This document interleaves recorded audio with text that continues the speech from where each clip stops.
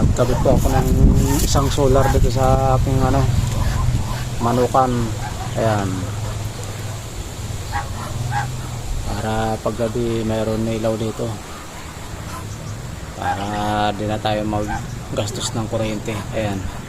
Solar na tayo dito. Isa, nakinabit. Mamayang gabi masubukan ko na yan.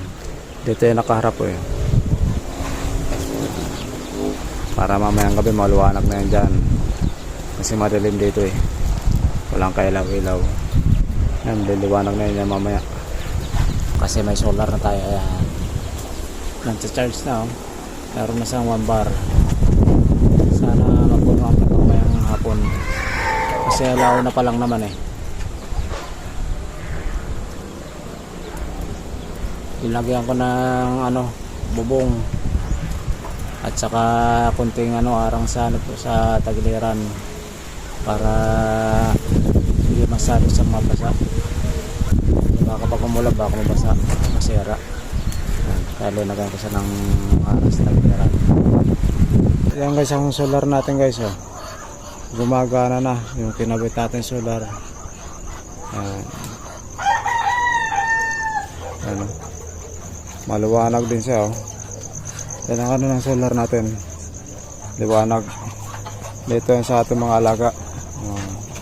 Maluwanag na oh. Yan. Nakakatipid na tayo sa kuryente kasi may solar na tayo. Yan. Dito sa likod ng natin bahay. Ito yung mga alaga natin oh. Maluwanag na sila.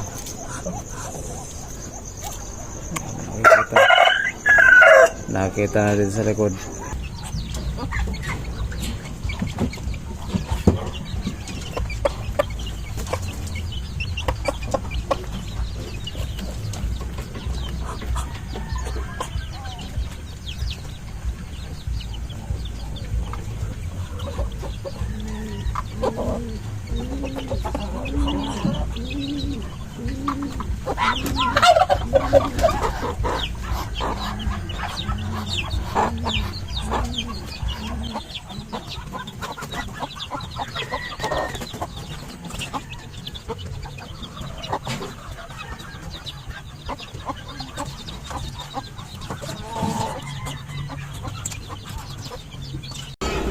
Morning guys. Sisip lang tayo ng natin, alaga. Mayroon na ako nakikitang yan o. Pisana o. Pisana tong natin dito. Wala na pisa mo. Ito natin.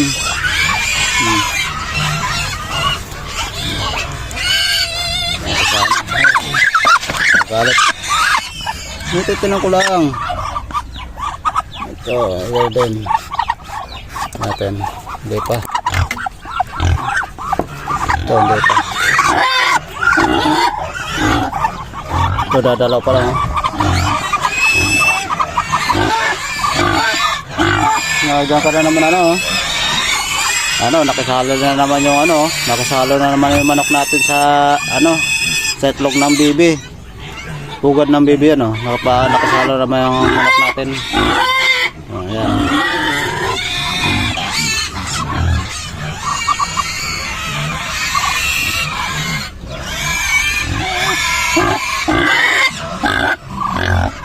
Yan ang mga alaga natin baboy, magutom na. Yan guys, dadalawang pinisa sa sa 16 niyang itlog. Yan lang napisa, dadalawa lang oh.